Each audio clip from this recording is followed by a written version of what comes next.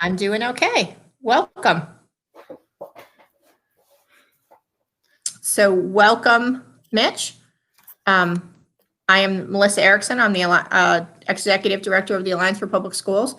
I am happy that you agreed to participate. As I explained to you when we discussed you possibly doing this, we're trying to do a little bit of a different format. We want to give people longer periods to talk if they like to. I've got to get my clock up because people seem to be hearing the same 2-minute answers over and over again, no matter how many Zoom panels people do. The answers are the same. The questions are very similar. Yes. So we've designed some questions that we hope will get you talking a little more in depth. You don't have to get through all 7. They are completely meant to just spur conversation. The only time limit is the 20-minute time limit total. Once I ask the first question, and do you have any questions about the format? No, I don't. Okay. So this is Mitch Thrower. He is running for Hillsborough County School Board District 3. I like to be fully transparent on these. So Mitch and I, although we have never met, this is the first time we've seen each other in any way of face-to-face. We have spoken on the phone several times because we have acquaintances in common. And when he was interested in running for school board, we had some conversations. So I like to put that out there. So with that, we will get started with the first question. You'll see them on the screen, and then I will give you the opportunity to answer. Here's the first question, which is, tell me what you love about public schools. Okay. Well, what I love about public schools is the diversity, the interaction. I went to Chamberlain High School. I played football at Chamberlain High School. I have fond memories of my own experiences. Whether, like I said, I went to Miles Elementary, I went to Orange Grove, I went to Young, I went to Buchanan, and I graduated from Chamberlain High School. My brothers, don't come in. My son coming in the garage door. So apologize about that. But yeah, I think public schools are, it's a microcosm of the community. It's an opportunity to interact with, for kids to interact with other kids from all over the community. And that was my experiences in public schools were excellent. I apologize. My phone is ringing in the background. I thought we turned it off. But I do think that the public school system is an excellent opportunity for kids to interact with other kids from around, especially nowadays. They can interact with kids from other areas, So that's, and I also think it's. I apologize. I also think it's a great. I lost my train of thought, but yeah, that's where I'm at there. Okay. So the next question is, what attributes of an effective school board member? Which attributes are your strengths, and which do you struggle with? Okay, my strengths, my background, I'm an internal auditor. I like to ask a lot of questions. I'm a good listener. I'm inquisitive. So as a board member, I work well with others. So as a board member, I envision myself coming in and automatically, asking a lot of questions, reviewing the policies and procedures, interacting with other board members, the school superintendent, the administration, teachers, and parents. Folks say, hey, you're not an educator. Well, I'm not an educator, but I've been around a lot of educators. I know educators. My mom was a principal. My mom was a teacher. If questions come up and I'm not an expert on that area, I'm going to go out and talk to folks in the community who work, whether it's teachers, parents, other students. I'm going to get information and I'm coming back and make an informed decision. And I think that's my strength. I'm willing to go out and talk to folks. Even if I think I have an answer, I'm going to still ask questions and I'm going to still talk to folks from different areas. So I think that's my strength. Okay. What role does family and community engagement play in public schools? Family and community engagement. I think family engagement is critical. When it comes, I think the communication between the school system and families, there needs to be open communication. Families need to be involved. The school system needs to ensure that families are involved through communication. Whether it's, I've stressed the Early Learning Coalition, my experience with that, with VPK and school readiness. I think at an early age, the schools need to make sure they're reaching out to parents and children, and involving them in all the processes. Because I think, obviously, if kids need to be prepared when they come into the schools, and if they're not prepared, it makes it more difficult for them to catch up. So I think in order to be prepared, the family involvement is critical. Whether and that gets down to parents reading to their kids, children reading to kids, or children reading to each other. But I think parent involvement is in communication with the school system is critical. So the next question is, if you are elected to serve this term on the board, how do schools, the district, and the community look different in 4 years? Yeah, I envision, obviously you've got the situation with the budget right now. I'm going to come in, I've got a finance background. I'm a CPA, a CIA. I'm going to ask lots of questions. I'm going to ask questions about the procurement process. I mean, my opponents have great ideas, but all their ideas cost money.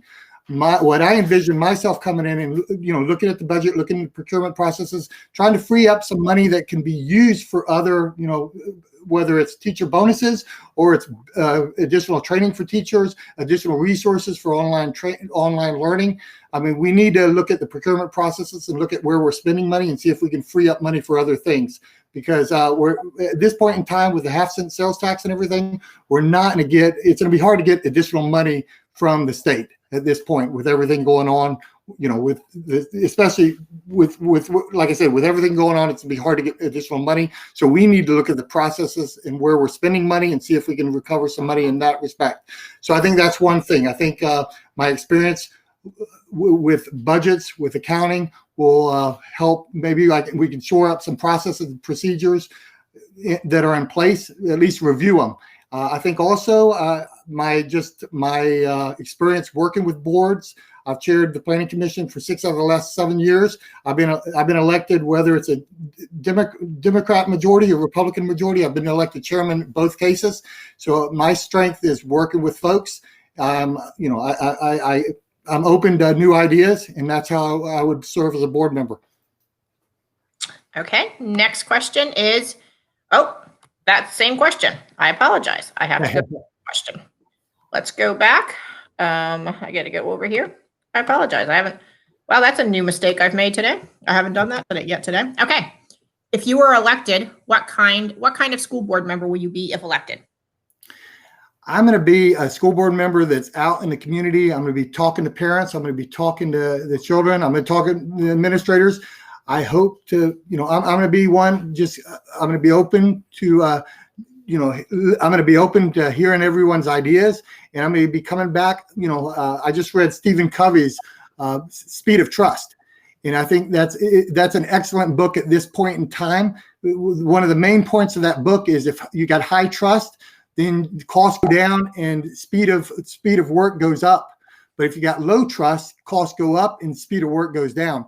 I think that's a great analogy right now, especially with everything going on. I hope to be a board member who comes in and working with folks, I'm able to increase the trust level among the other board members, among the administration, among the teachers, and get some things done. So next question is, what are the responsibilities of the school board and individual school board members related to public education advocacy? Well, obviously, the school board members have to be, they have to be advocating for the public school system. They have to be advocating for quality education for all children. And I stress all there. I've had questions. Well, what about, students with disabilities, or what about, whatever the case is. As a board member, I'm going to advocate for all children, and I want to stress that. I'm going to look at what the needs are. I'm going to go in and I'm going to analyze the policies and procedures that are in place, and I'm going to make sure that the superintendent is held accountable for different things. So that's what I'm going to do as a school board member if elected. And like I said, I'm going to learn too. I'm going to learn, and I'm going to get out in the community, and I'm going to make sure that that's what I'm going to do. Thank you. Okay. So the next question, and you're doing well. You're going through these. What does constituent outreach and constituent services look like under you as a school board member? To me, it would be, obviously, I would getting out to the schools. If elementary school is having a carnival or something, I'm the kind of board member that's going to be out and attending it, talking to parents, talking to teachers, talking to administrators. On Friday nights, I'd be going to the football games. I'd be going to sporting events at different schools. Any opportunity I have to talk to parents and teachers and community leaders, business leaders about the school system and what ideas they have, that's what I'm going to do. Because I think the fact is, we need public and private partnerships. We need business partnerships. We need parents, community leaders, business leaders to be, they have a stake in. Everybody has a stake in this, because the fact is, when you look at it, 25% of students who graduate go on to college, 75% go into the workforce. We need to make sure that all of those children, whether they go to college or go into the workforce, are prepared when they come out and have options available to them. So as a school board member, I'm gonna work to make sure that everybody gets a quality education and everybody has options when they graduate. Fantastic. So you used your time very sparingly. You have 10 minutes left. So that was 10 minutes worth of answers. So if there's anything that you want to talk about, that you want to get out there to voters, the floor is yours. Like I said, my background, I grew up in Hillsborough County. I've lived here for a long time. I went to public schools. My children attended public schools. My youngest son is currently at Walker Middle School. I've co-chaired the school advisory committee at Carrollwood Elementary. I was president of the Dad's Club. I've been Cub Master of PAC 217, which meets at Lake Magdalene. My first job out of college was auditing school boards. And I stress that because I think that is critical, especially at this point in time. I audited expenses. I audited different areas. I worked on a number of different school board audits, not just Hillsborough County. I worked on Clay County, Nassau County, which are up near Jacksonville. Then I transferred back down to Tampa. I got to transfer back down to Tampa, which is where I'm from. And I worked on Hillsborough County, Pasco County, and Hernando County school board audits. So I think that experience in itself is invaluable, especially at this point. I also, I substituted for a while before I went back and got my CPA. I did that, and I substituted both in high schools and elementary schools. So I do have that experience. I know, hey, teaching's not an easy job. I understand that. I understand that from seeing my mom as a teacher and as an administrator. My grandmother was an administrator in Hillsborough County, and she actually retired from the Pinellas County. She was involved in forming the IB program at Clearwater High School. But so, and I've got, aunts that were in the school system too, and other relatives that were in the school system. So I pretty much have grown up in this environment. I've served on the Early Learning Coalition, and the reason I bring that up a lot, because I am a strong proponent of early school readiness and VPK. I think both of those programs are critical to, mandatory VPK is critical to making sure that kids are prepared for school when they come in. And I think you asked a question earlier about parent involvement. Parent involvement in communication between schools and parents and the children is another critical thing that needs to be, we need to make sure it's good, especially in this environment now with COVID-19. We need to make sure that there's open communication. So I think I'm the most qualified. I know if elected, I'm going to work hard, and I'm going to do a good job for Hillsborough County Schools. Thank you. Okay. If that's it, then you still have some time, but if you're finished, then we can wrap up. Yeah, I'd just like to say, invite people to go to my website. It's Vote Mitch Thrower. And also I have a Facebook account.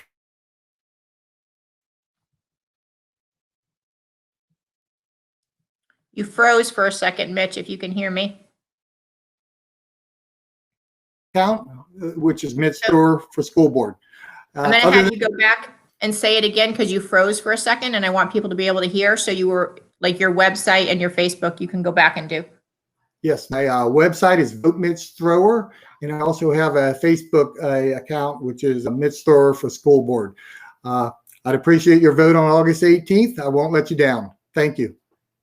Thanks so much. I really appreciate your time. I can only imagine how difficult it is as a school board member to keep being on these, but we really do appreciate it. We'll be posting them all on Monday when we finish going through all of the candidates in both Hillsborough and Pinellas, and that way no one sees the questions or the format before anyone else. And I will send you a link if you want to put it on your website or social media, and then we will be sending it out to our supporters, and we'll be promoting it on social media so people can make an informed decision. Okay, thank you. Thank you so much, and have a good evening.